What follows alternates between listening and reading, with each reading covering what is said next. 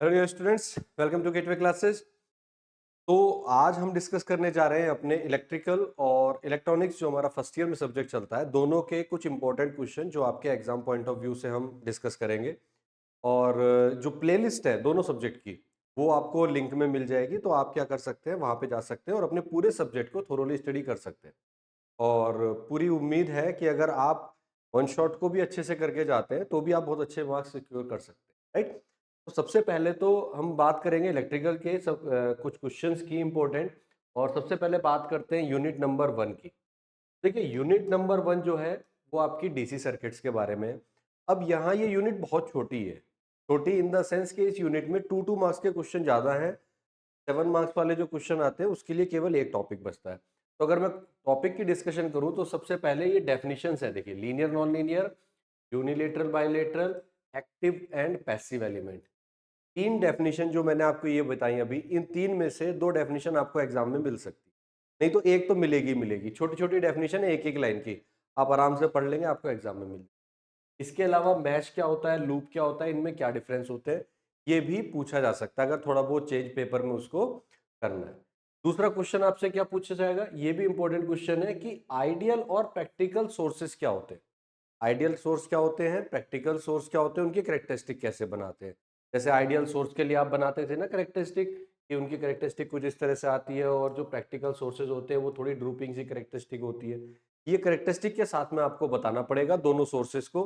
Internal resistance का क्या concept होता है, किस केस में इंटरनल रेजिस्टेंस, जैसे अगर वो आपसे पूछ सकता है कि इंटरनल रेजिस्टेंस करंट सोर्स का कितना होता है, एक आइडियल करंट सोर्स का, तो आपको बताना पड़ेगा कि आइडियल करंट सोर्स का इंटरनल रेजिस्टेंस, ठीक है, इंटरनल रेजिस्टेंस, इस पे आपसे बेस क्वेश्चन पूछ सकता है। इंटरनल रेजिस्टेंस क्या होता है, तो आप बताएंगे कि करंट सोर्स के केस में तो ये इनफाइनाइट होता है, और वोल्टेज सोर्स के केस में ये जीरो होता है, ठीक है। इस तरह से क्वेश्चन आपसे पूछा जा सकता है, सिंपल, कि भाई इंटरनल रेजिस्टेंस बता दो।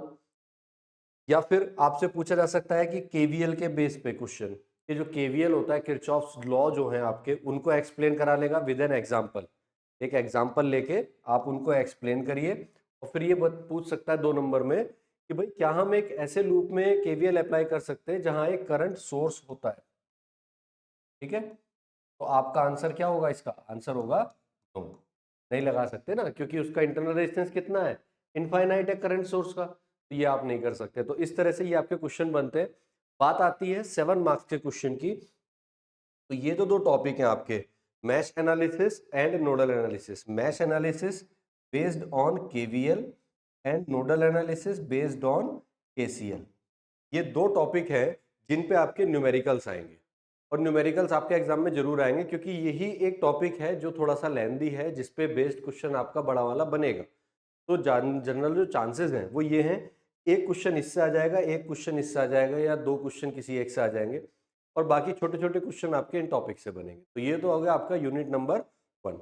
अब दूसरी बात करते हैं यूनिट नंबर 2 की, जो सबसे बड़ी यूनिट है। ये यूनिट जो है आपकी सबसे बड़ी यूनिट है। अब इस यूनिट में क्या आ सकता है, 2 नंबर से आपसे पूछ सकता है डेफिनेशंस।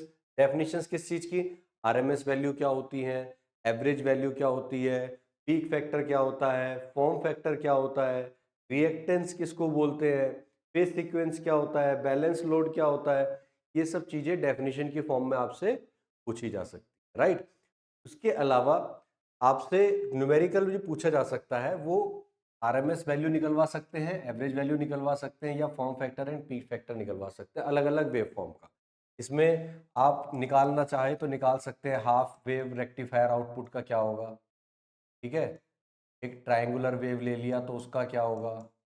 ये 2-3 न्यूमेरिकल आप प्रैक्टिस करिएगा इसके, ठीक है। स्क्वायर वेव का क्या होगा, 3-4 वेव फॉर्म है, इन वेव फॉर्म का आप प्रैक्टिस करिए, ठीक है।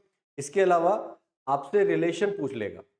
जब आप एक प्योर इंडक्टिव सर्किट यूज करते हैं, प्योर कैपेसिटिव सर्किट यूज करते हैं, प्योर रेजिस्टिव सर्किट यूज करते हैं, तो आपसे उनका रिलेशन पूछेगा पावर का, कि पावर कितनी होगी, एवरेज पावर, रिएक्टेंस कितना होगा, उनकी वेवफॉर्म बना के बताओ। तो ये जो डेरिवेशन है, ये डेरिवेशन में से एक डेरिवेशन आपका बहुत इंपॉर्टेंट है, कोई भी डेरिवेशन आपसे पूछा जा सकता है जिसमें आपसे वो प्रूफ करा सकता है कि एवरेज पावर जीरो होती है। एक क्वेश्चन 2 नंबर का भी यहाँ से बन सकता है, क्या कि बताइए या प्रूफ कीजिए, या आप ये बता दीजिए कि किसी प्योर इंडक्टिव या प्योर कैपेसिटिव सर्किट में एवरेज पावर कितनी होती है। तो आपका आंसर कितना हो जाएगा उसके लिए? 0, उसमें 0 पावर होती है। और इस पे बेस्ड आपके न्यूमेरिकल्स भी बनते हैं।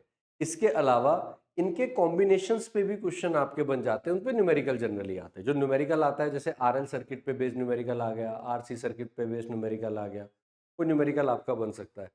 ये क्वेश्चन बहुत इंपॉर्टेंट है। रेजोनेंस से एक क्वेश्चन आपको आना ही आना है। रेजोनेंस से एक क्वेश्चन आपको जरूर मिलेगा 100%। तो ये वेरी इंपॉर्टेंट है। ठीक है, यहाँ से आपसे रेजोनेंस फ्रीक्वेंसी ड्राइव करा सकता है या बैंडविड्थ ड्राइव करा सकता है। तो ये क्वेश्चन तो आप जरूर तैयार करके जाएं। न्यूमेरिकल भी हालांकि इससे आ सकता है, बट डेरिवेशन भी आपको मिलेगा। यहाँ तक उम्मीद है डेरिवेशन आपको यहाँ से मिल जाना चाहिए। तो ये तो बात हुई सिंगल फेज की। इसी में एक चैप्टर और है आपका 3 फेज का। 3 फेज से एक क्वेश्चन आपको जरूर मिलेगा। क्या क्वेश्चन मिल सकता है कि आपसे स्टार और डेल्टा इन दोनों टाइप के कनेक्शंस में आपसे कहेगा कि आप इसके जो लाइन वैल्यूज और फेज वैल्यूज हैं इनमें रिलेशनशिप फाइंड आउट करिए। ठीक है, तो आप वो दोनों चीजों को फाइंड आउट कर सकते हो। तो एक ये क्वेश्चन जो है ये मोस्ट इंपॉर्टेंट इसलिए है क्योंकि एक क्वेश्चन आपका शुरू के 4 में से आएगा और एक क्वेश्चन 5, 6 और इनमें से आ जाएगा। इसमें आपसे ये तो खैर सॉरी पावर ट्रायंगल का है, आ, ये वाला नहीं, ये वाला क्वेश्चन ये बहुत ज़्यादा इंपॉर्टेंट। ठीक है, ये भी इंपॉर्टेंट है। पावर ट्रायंगल क्या होता है, कितने टाइप्स की पावर होती है, पावर फैक्टर क्या होता है, क्वालिटी फैक्टर क्या हो सकता है, कैसे पावर फैक्टर को इम्प्रूव कर सकते हैं, लो पावर फैक्टर होगा तो क्या होगा। पावर फैक्टर के बारे में कंप्लीट पढ़ना पड़ेगा। सारा कुछ बताया हुआ है, जितनी भी हमारी वन शॉट है उसमें हमने बहुत डिटेल में ये चीज़ बताई हुई है। आप इसको अच्छे से पढ़ लो, आपको समझ में आ जाएगा। ये जो क्वेश्चन मैंने अभी आपको बताया 3 फेज वाला, ये बहुत इंपॉर्टेंट है। Relation between line values and phase values of 3 phase star connection और डेल्टा कनेक्शन, इन दोनों पे। अच्छा, इनका क्योंकि डेरिवेशन बहुत छोटा सा है, VL इक्वल टू आ जाता है √3 VPH। ठीक है, इस तरह से करके का फेजर डायग्राम जरूर बनाना है आपको। ठीक है, फेजर डायग्राम जरूर बनाना है। तो ये चीजें करने के बाद भी डेरिवेशन छोटा रहता है। कई बार क्या होता है कि न्यूमेरिकल ऐड कर देते हैं। न्यूमेरिकल भी इसका 2 या 3 लाइन का होता है, बहुत इजीली सॉल्व हो जाता है। तो इसके साथ में न्यूमेरिकल भी आपका आ सकता है। ठीक है, तो relationship between line values and phase values in case of star and delta connection. जिस बच्चे को स्क्रीनशॉट लेना चाहे तो वो स्क्रीनशॉट भी ले सकता है। ठीक है, थर्ड यूनिट की बात करें तो थर्ड यूनिट है आपकी ट्रांसफार्मर पे बेस्ड। इसमें एक क्वेश्चन तो आपका बनता है compare electric circuit and magnetic circuit. ठीक है, ये कंपेयर करने के लिए आपसे पूछा जा सकता है। इसके अलावा इसमें आपसे चूंकि उम्मीद है कि एक ही क्वेश्चन आएगा 2 मार्क्स का, तो 2 मार्क्स में आपसे डेफिनेशन पूछ सकता है। जब आप इसका कंपैरिजन पढ़ेंगे तो इसके कंपैरिजन में आप बहुत सारी चीजें पढ़ लेंगे, उन्हीं से 2 नंबर का क्वेश्चन बन जाएगा। जैसे रिलक्टेंस क्या होता है, ठीक है, परमिएबिलिटी क्या होती है,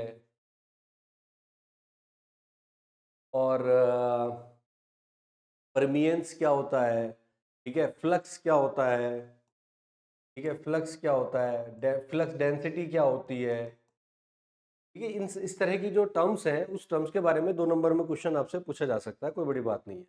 नहीं भी पूछा जाएगा कोई जरूरी नहीं है, क्योंकि टॉपिक काफी सारे हैं और एक ही क्वेश्चन आएगा 2 मार्क्स में। बात करते हैं 7 मार्क्स के क्वेश्चन की, तो सबसे पहले आपको ये पता होना चाहिए कि ट्रांसफार्मर कैसे काम करता है और उसकी ईएमएफ इक्वेशन को कैसे ड्राइव करेंगे। ये बहुत इंपॉर्टेंट क्वेश्चन। देखो 3 क्वेश्चन आने हैं हर यूनिट से, तो 3 क्वेश्चन के लिए 5 क्वेश्चन पढ़ के जाओ कम से कम। 5 में से 3 आपके आ गए तो आपका काम तो हो गया ना। 5 तो पढ़ने पड़ेंगे। एक क्वेश्चन तो आपको ये पढ़ना है, construction and working of transformer and derive EMF equation. ठीक है, दूसरा क्वेश्चन आपको बताना है आइडियल और प्रैक्टिकल ट्रांसफार्मर का, ऑन नो लोड कैसे काम करता है, ऑल्सो ऑन लोड, लोड पे कैसे काम करता है वो आपको बताना है। 2 क्वेश्चन हो गए। तीसरा क्वेश्चन आपका बनता है, ये तो खैर 2 मार्क्स का क्वेश्चन है, कि अगर हम डीसी सप्लाई दें तो क्या होगा, या ट्रांसफार्मर की रेटिंग केवीए में होती है, किलोवाट में क्यों नहीं होती है, सब डिफाइन किया हुआ है। ये 2 मार्क्स का क्वेश्चन है। एक इंपॉर्टेंट क्वेश्चन ये वाला बहुत है, draw and explain equivalent circuit. और एक है आपका ये वाला। तो देखो मैंने आपको कितने क्वेश्चन बताए, 7 मार्क्स में एक क्वेश्चन ये हो गया, एक क्वेश्चन ये हो गया जिसमें आप एफिशिएंसी निकालते हो, तो एफिशिएंसी पे बेस्ड क्वेश्चन हो गया, एक आपका इक्विवेलेंट सर्किट पे बेस्ड क्वेश्चन हो गया, और एक क्वेश्चन कंस्ट्रक्शन वर्किंग पे हो गया। 3 क्वेश्चन ये हो गए, फोर्थ क्वेश्चन ये हो गया आपका। 4 में से 3 क्वेश्चन आपको एग्जाम में मिल जाएंगे, ठीक है। अब ये भी हो सकता है कि एक आध पे न्यूमेरिकल आ जाए, या तो इस पे न्यूमेरिकल आएगा या इस पे न्यूमेरिकल आ जाएगा, या तो एफिशिएंसी पे न्यूमेरिकल आएगा या इक्विवेलेंट सर्किट पे। दोनों को ट्राई करिए अच्छे से, दोनों को न्यूमेरिकल कर सकते हो। स्क्रीनशॉट लेना है तो ले सकते हैं आप, ठीक है। यूनिट नंबर 4 की अगर हम बात करें तो वो है इलेक्ट्रिकल मशीन्स की। अगेन यहाँ से भी 2 नंबर का क्वेश्चन आपको एक ही मिलेगा, ठीक है। बाकी जो क्वेश्चन मिलेंगे वो आपको 7 मार्क्स के मिलेंगे। तो क्या क्वेश्चन बन सकता है? एक क्वेश्चन आपका जो बनता है इंपॉर्टेंट, वो बनता है डीसी मशीन के बारे में बताओ, और डीसी मशीन क्या होती है, क्योंकि दोनों ही कंस्ट्रक्शन सेम होती है। जनरेटर की वर्किंग अलग है, मोटर की वर्किंग अलग है, तो उनकी वर्किंग कैसे हुए वो आपको बताना है। उसके अलावा उसी क्वेश्चन में आपसे ड्राइव करा सकता है ईएमएफ इक्वेशन, अगर जनरेटर पूछ रहा है, और अगर मोटर पूछ रहा है तो टॉर्क इक्वेशन। एक क्वेश्चन तो ये हो गया, ठीक है। दूसरा question, classification of DC machines, series motor, shunt motor, compound motor, इनके बारे में आपसे पूछ लेगा, बड़े आराम से आप इसको डिफाइन कर देंगे, ठीक है। ये तो हुआ डीसी मशीन से। फिर बात करते हैं इंडक्शन मशीन की। तो इंडक्शन मशीन पे आपको 3 फेज इंडक्शन मोटर की वर्किंग और एक रिलेशन निकालते हैं हम, रोटर करंट फ्रीक्वेंसी का, स्लिप का फॉर्मूला होता है, कोई डेरिवेशन नहीं है, फॉर्मूले हैं जस्ट, वो फॉर्मूले लिखने होते हैं। और टॉर्क स्लिप करेक्टरिस्टिक बहुत इंपॉर्टेंट है, ठीक है, 100% पूछी जाएगी। तो ये क्वेश्चन भी आपका एक हो गया 3 फेज से, ठीक है। उसके बाद एक क्वेश्चन आपका बनता है सिंगल फेज से, मोस्ट इंपॉर्टेंट क्वेश्चन, 100% आने की चांसेस रहते हैं इसके हमेशा, कि single phase induction motor self start क्यों नहीं होती है, and what are the method to make single phase motor self start, right. तो एक ये हो जाएगा आपका। दूसरा लास्ट क्वेश्चन जो बनता है वो ऑपरेशन ऑफ वर्किंग केबल, केवल वर्किंग बतानी है। सिंक्रोनस मोटर डबली एक्साइटेड क्यों कहलाती है, why it is called as doubly excited motor, 2 number का क्वेश्चन। और इसमें पूछा जा सकता है कि क्या ये सेल्फ स्टार्ट होती है, तो आपका आंसर होगा नहीं, फिर आपको वर्किंग समझानी है क्यों नहीं होती है, एंड देन आपको उसके मेथड ऑफ स्टार्टिंग बताने हैं, ठीक है। तो ये क्वेश्चन आपका, तो यहां से आपको एक क्वेश्चन सिंक्रोनस से, एक क्वेश्चन सिंगल फेज से, एक क्वेश्चन इंडक्शन से, एंड 2 क्वेश्चन आपको डीसी मोटर से, ये आपको बनते हैं। न्यूमेरिकल की अगर हम बात करें तो न्यूमेरिकल, सिंपल न्यूमेरिकल आपको डीसी मोटर से बन के आ सकते हैं, ठीक है। और कुछ आपके न्यूमेरिकल सिंपल न्यूमेरिकल आएंगे, बिल्कुल अगर आए तो वो आपको इंडक्शन से आ सकते, ठीक है। तो 2 टॉपिक्स आपके न्यूमेरिकल आपको यहाँ पे बन सकते हैं, इन दोनों से कोई न्यूमेरिकल नहीं आएगा। बात करते हैं यूनिट नंबर 5 की। अगर यूनिट नंबर 5 की बात करें तो देखिए ये जो डेफिनेशंस है, इसमें 5 ही क्वेश्चन है, और इन्हीं में से क्वेश्चन में से आएगा। 6 डेफिनेशन है, 1 एमसीबी, एमसीसीबी, एसएफयू, ईएलसीबी, एसीबी, बस बार एंड लाइटनिंग अरेस्टर। इसमें से शुरू के 5 जो है, 5 में से 4 डेफिनेशन आपको या 3 डेफिनेशन 100% मिल जाएगी, 100% मिलेगी। तो ये शॉर्ट नोट होते हैं, एक पैराग्राफ में डायग्राम बनाओ थोड़ा बहुत अगर है तो, और उसको एक्सप्लेन कर दो, खत्म। फिर दूसरा बनाओ, उसको एक्सप्लेन कर दो, दैट्स इट, बहुत ज्यादा नहीं लिखना है। एक क्वेश्चन ये बनता है। दूसरा क्वेश्चन बहुत इंपॉर्टेंट है, अर्थिंग, कि भाई अब इन्हीं में से 2-2 नंबर के क्वेश्चन बन जाते हैं। कैसे? कि भाई अर्थिंग क्यों करते हैं, क्या नेसेसिटी है अर्थिंग की, तो आप बताओगे कि इक्विपमेंट प्रोटेक्शन के लिए करते हैं, इस चीज़ की प्रोटेक्शन के लिए करते हैं, सेफ्टी के लिए करते हैं। तो आपसे फिर पूछेगा कि भाई अर्थिंग तो चलो आपने बता दिया, क्या फिर कैसे करते हैं, कितने मेथड्स होते हैं, वो मेथड आपको यहाँ डिफाइन करने हैं। तो ये क्वेश्चन हो गया आपका। तीसरा क्वेश्चन हो गया आपका करेक्टरिस्टिक ऑफ बैटरीज, कि बैटरी कैपेसिटी क्या होती है, ठीक है, चार्जिंग टाइम क्या होता है, डिस्चार्जिंग टाइम क्या होता है, ये सब चीज़ें जो आती हैं ये आपका करेक्टरिस्टिक में आता है। 2 नंबर में क्वेश्चन ये पूछा जा सकता है, 2 मार्क्स में, 2 मार्क्स के लिए इंपॉर्टेंट है। फिर प्राइमरी और सेकेंडरी बैटरीज क्या होती हैं, दोनों में क्या डिफरेंस है, कंपेयर भी करा सकता है, और कुछ एक की वर्किंग आप इसको बता दें। मतलब आपके पास 4-5 तरह की सेकेंडरी बैटरी होती है, निकल कैडमियम बैटरी है, लेड एसिड बैटरी है, लिथियम आयन बैटरी है, इस तरह की जो बैटरीज हैं उनमें से किसी एक या दो को आप यहाँ पे एक्सप्लेन कर दें। ये क्वेश्चन हो जाता है, इंपॉर्टेंट क्वेश्चन है, ठीक है। तो एक क्वेश्चन ये हो गया, एक ये हो गया, एक ये हो गया, 3। और एक लास्ट क्वेश्चन जो बचता है वो है different type of cables and cross sectional diagram of 3 core belted cable. एक बेल्टेड केबल को आप समझ लें कि कैसा केबल होता है, कैसे कितने टाइप के केबल्स होते हैं, वायर्स कितने टाइप की होती हैं, उसको समझ लें और इस क्वेश्चन को आप तैयार करें। तो देखिए 3 क्वेश्चन आपको एग्जाम में आने हैं, 3 में से 2 आपको करने होते हैं। मैं कह रहा हूँ 3 क्वेश्चन भी अगर आपको पूरे के पूरे करने हैं तो आप 4-5 क्वेश्चन तो पढ़ के जाओगे ना, तो 4 ही क्वेश्चन पढ़ने हैं यहाँ पे आपको, और एक क्वेश्चन जो है वो आपका 2 मार्क्स वाला है। तो यहाँ से आपको आराम से पूरा सिलेबस कवर हो जाएगा और 100% आप पेपर अटेम्प्ट करके आ जाओ। किसी को अगर स्क्रीनशॉट लेना है तो वो स्क्रीनशॉट ले सकता है, ठीक है। आगे बढ़े तो ये तो बात हुई आपकी इलेक्ट्रिकल की।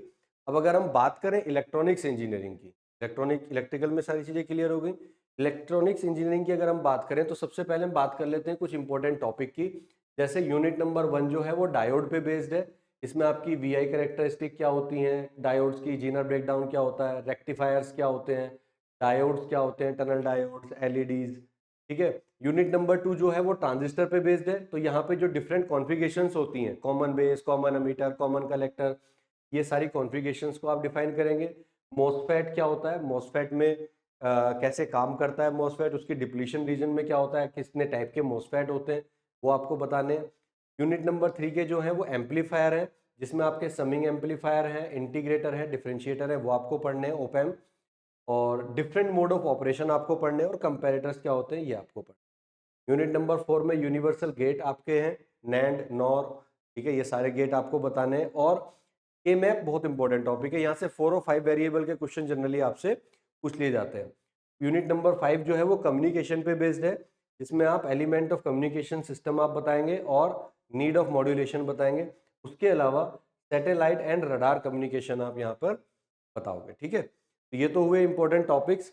अगर हम बात करें 2 मार्क्स के क्वेश्चन की, तो देखिए 2-2 मार्क्स में क्या क्वेश्चन पूछे जा सकते हैं कि जो हमारे फ्री इलेक्ट्रॉन्स हैं सेमीकंडक्टर में, उन पे टेम्परेचर का क्या इफेक्ट होता है, डोपिंग क्या होती है, एवलांचे और जीनर ब्रेकडाउन में क्या डिफरेंस है। यूनिट नंबर 2 में क्या है कि एफईटी के एडवांटेज डिसएडवांटेज क्या हैं, ठीक है, डिफरेंसेस क्या है बाईपोलर यूनिपोलर डिवाइस में, रिलेशन निकालना होता है अल्फा और बीटा में, ठीक है। ये सब आपके इंपॉर्टेंट क्वेश्चन है 2 मार्क्स के लिए। उसके अलावा यूनिट नंबर 3 में स्लू रेट क्या है, ठीक है, ऑपरेशनल एम्पलीफायर के कैरेक्टरिस्टिक्स क्या है, सीएमआरआर क्या है, कॉमन मोड रिजेक्शन रेशियो, ये सब चीज़ें आप बता सकते हैं। अगर किसी को स्क्रीनशॉट लेना है तो मैं साइड से हो जा रहा हूँ, आप स्क्रीनशॉट ले सकते हैं, ठीक। 2 मार्क्स के क्वेश्चन चल रहे हैं अभी। इसके अलावा यूनिट नंबर 4 में यूनिवर्सल गेट्स क्या होंगे, कन्वर्जन, आपका जो नंबर का कन्वर्जन होता है वो आपके इंपॉर्टेंट है, और कॉम्प्लीमेंट सिस्टम आपको बताना पड़ेगा, 1s कॉम्प्लीमेंट, तरह के क्वेश्चन आपसे छोटे छोटे पूछे जा सकते हैं। 5 में पूछा जा सकता है modulation index, difference between continuous time signal, discrete time signal, और नीड ऑफ मॉड्यूलेशन क्या होती है। इस तरह से आपके 2 मार्क्स के क्वेश्चन ये बनते हैं जो आपके पूछे जा सकते हैं इलेक्ट्रॉनिक्स में, ठीक है। अब अगर हम बात करें लॉन्ग क्वेश्चंस की, तो देखिए जैसे यूनिट नंबर 1 में कोई छोटा सा न्यूमेरिकल आपको दे दिया जाएगा, इस तरह का सर्किट बना के, इसमें केवीएल केसीएल लगा के आप इसको सॉल्व कर सकते हो, और आपसे करंट पूछी जा सकती हैं, डायोड में क्या करंट होगी, रेजिस्टेंस में क्या करंट होगी, इस तरह की चीज़ें आपसे पूछी जा सकती हैं। दूसरा आपको डिफाइन करवा सकता है कि एलईडी क्या होती है, टनल डायोड क्या होते हैं, वोल्टेज मल्टीप्लायर सर्किट्स क्या होते हैं, इस तरह से क्वेश्चन पूछे जा सकते हैं। फुल ब्रिज रेक्टिफायर क्या होता है, हाफ ब्रिज रेक्टिफायर क्या होता है, ripple factors, value of ripple factor in half wave, ठीक है, working of voltage triple circuit, tripler circuit क्या होता है, ठीक है। इन वेव फॉर्म्स में आपको आउटपुट बताना है कि अगर ये वेव फॉर्म हम इस सर्किट को देंगे तो आउटपुट क्या होगा, ठीक है, तो कैसे यूज़ करेंगे वो आपको आना चाहिए। इस तरह से क्वेश्चन जो आपके बनते हैं यूनिट नंबर 1 में। यूनिट नंबर 2 में अगर आप बात करेंगे तो ई मोसफेट और डी मोसफेट में क्या डिफरेंस है, कंपैरिजन बताएंगे। Working of NPN transistor, working तो देखो सबकी आनी चाहिए, कुछ भी पूछ सकता है, इनकी भी वर्किंग पूछ सकता है। इन सब की स्ट्रक्चर आपको ड्रॉ करनी है डिप्लीशन मोड मॉसफेट की, और इसका प्रिंसिपल ऑफ ऑपरेशन बताना है।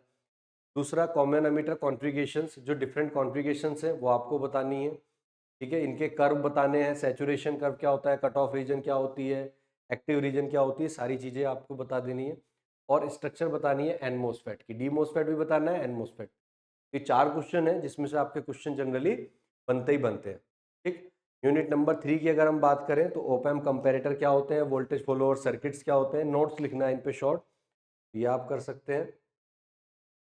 इसके अलावा कुछ सर्किट भी इस तरह के आपको दे सकते हैं ओप एम्प पे बेस्ड, जहाँ पे आपसे आउटपुट पूछा जा सकता है कि आउटपुट आपको दिया हुआ है, ठीक है, और यहाँ पे आपको R1 R2 की वैल्यू बतानी है ताकि आउटपुट आपको ये मिल पाए। तो इस तरह के सर्किट है, सॉल्व करने के लिए आपको न्यूमेरिकल आ सकते हैं इस यूनिट से।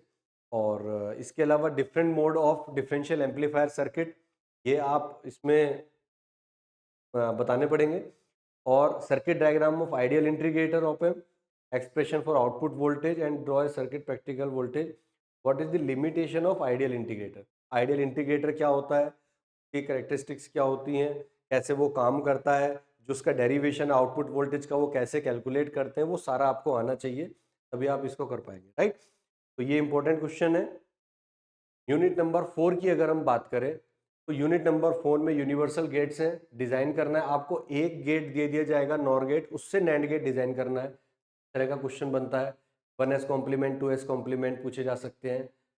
फंक्शन को मिनिमाइजेशन करने का नैंड गेट से कैसे आप मिनिमाइज कर सकते हो, कैसे मिनिमाइज कर सकते हो के मैप का यूज़ करके, ठीक है, बूलियन एक्सप्रेशन के, ये आपका नॉर गेट का यूज़ करके कैसे कर सकते हो। ये तो एग्जाम्पल है, ये वैल्यूज़ चेंज हो सकती हैं एग्जाम में, तो डिफरेंट डिफरेंट वैल्यूज़ के लिए आपको प्रैक्टिस करना पड़ेगा। बेसिकली ये यूनिट ऐसी है जहाँ पे आपको प्रैक्टिस करनी पड़ेगी इस टाइप के क्वेश्चन की। क्वेश्चन इसी टाइप का आएगा but values could be change, right. तो आपको वैल्यूज़ चेंज मिल सकती हैं लेकिन क्वेश्चंस कुछ इसी तरह के होंगे। उसके अलावा यूनिट नंबर 5 की अगर बात करें तो कम्युनिकेशन सिस्टम का ब्लॉक डायग्राम आपको बताना है। उसमें बताना है कहाँ मॉड्यूलेशन होता है, कहाँ डीमॉड्यूलेशन होता है, कहाँ पे एम्पलीफायर लगे होते हैं, कहाँ क्या होता है, वो सारी चीज़ें आपको बतानी पड़ेंगी। एम्पलीट्यूड मॉड्यूलेशन क्या होता है, ब्लॉक डायग्राम की हेल्प से आपको बताना है, उसका डेरिवेशन बताना है। उसके फ्रिक्वेंसी स्पेक्ट्रम क्या होता है, सैटेलाइट कम्युनिकेशन क्या होता है, सैटेलाइट्स क्या होती हैं, ठीक है, सुटेबल डायग्राम की हेल्प से बताना है। रडार कम्युनिकेशन क्या होता है। तो ये 4-5 क्वेश्चन है, इन्हीं में से क्वेश्चन जनरली रिपीट होते हैं, तो आप स्क्रीनशॉट ले लें जो भी इंपॉर्टेंट क्वेश्चन हैं, ठीक है। और तो इस तरह से आपको सारे क्वेश्चंस कवर हो जाते हैं जितने इंपॉर्टेंट क्वेश्चन हो सकते थे इलेक्ट्रिकल में भी और इलेक्ट्रॉनिक्स में भी।